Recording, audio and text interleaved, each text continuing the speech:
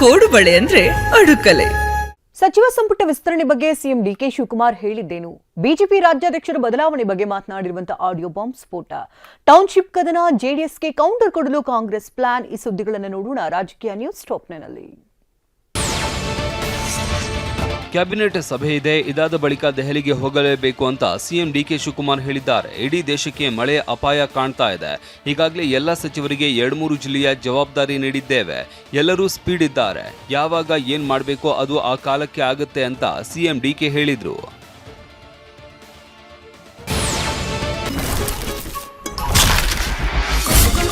ಸಾಂಪ್ರದಾಯಿಕ ರೆಸಿಪಿ, ಮತ್ತಷ್ಟು ಬೇಕೆನಿಸುವ ರುಚಿ. ಕೋಡುಬಳೆ ಅಂದ್ರೆ ಅಡುಕಲೆ. ಇನ್ನು 10ರಿಂದ 12 ದಿನಗಳಲ್ಲಿ ಸಚಿವ ಸಂಪುಟ ವಿಸ್ತರಣೆ ಆಗಲಿದೆ ಅಂತ ಶಿವಮೊಗ್ಗದಲ್ಲಿ ಮಾಜಿ ಸಚಿವ ಮಧು ಬಂಗಾರಪ್ಪ ಹೇಳಿದ್ದಾರೆ. ಕಾಂಗ್ರೆಸ್ ನಾಯಕ ರಾಹುಲ್ ವಿದೇಶ ಪ್ರವಾಸಕ್ಕೆ ಹೋಗಿದ್ದಾರೆ.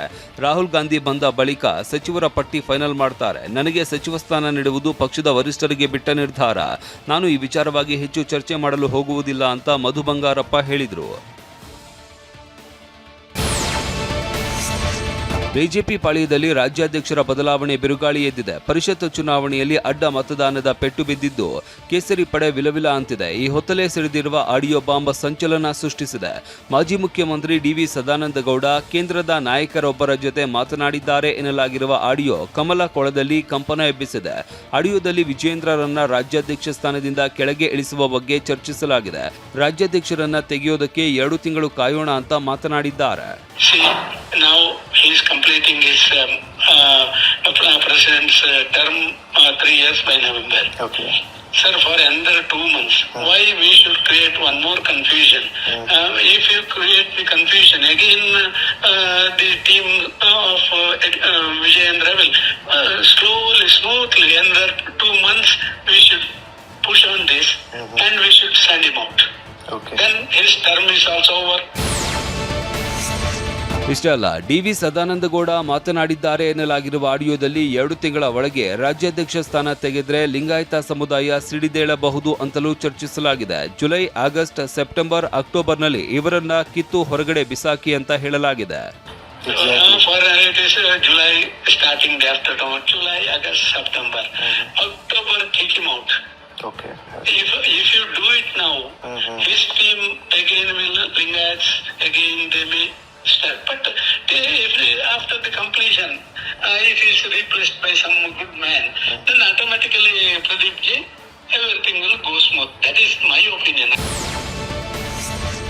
ವಿಜೇಂದ್ರ ಬದಲಾವಣೆ ಬಗ್ಗೆ ಮಾತನಾಡಿರುವ ಆಡಿಯೋ ವೈರಲ್ ಆಗ್ತಾ ಇದ್ದಂತೆ ಸದಾನಂದಗೌಡ ಸುದ್ದಿಗೋಷ್ಠಿ ನಡೆಸಿದ್ರು. ಆಡಿಯೋದಲ್ಲಿ ಮಾತನಾಡಿದ್ದು ನಾನಲ್ಲ, ಆಡಿಯೋ ನನ್ನದಲ್ಲ ಅಂತ ಸ್ಪಷ್ಟನೆ ಕೊಡುವ ಕೆಲಸವನ್ನು ಮಾಡಿದ್ರು.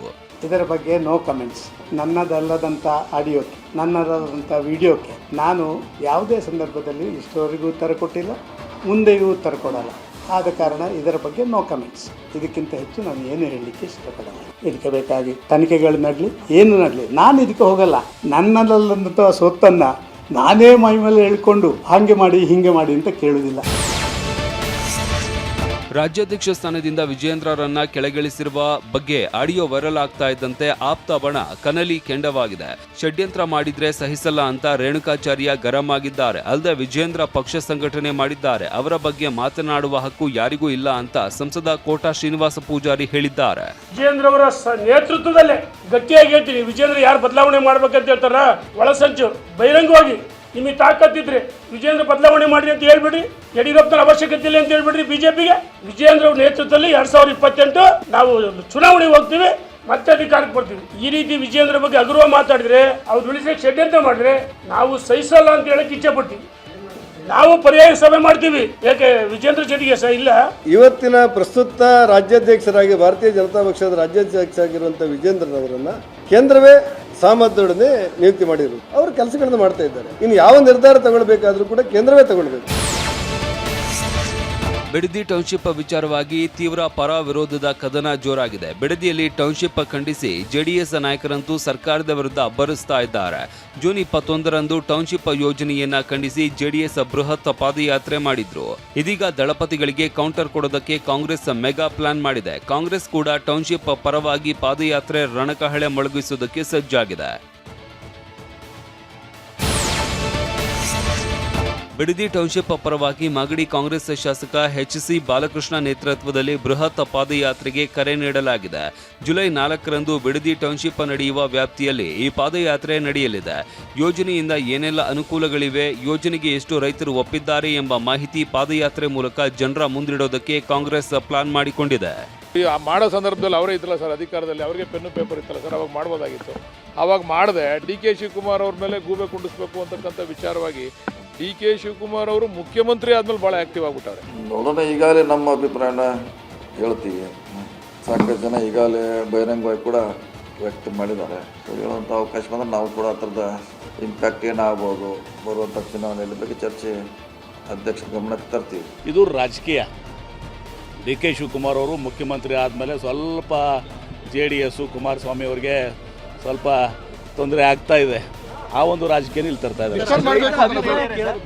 ಅಷ್ಟೇ. ನ್ಯಾಚುರಲ್ ಆಗಿದ್ನಲ್ಲ, ಕೇಳಿಬಿಡಿ ಅವರಿಗೆ. 2006 ಇದನ್ನು ಬಿಡದಿ ಟೌನ್ಶಿಪ್ ಪ್ರಾರಂಭ ಮಾಡಿದ್ದು ಯಾರು?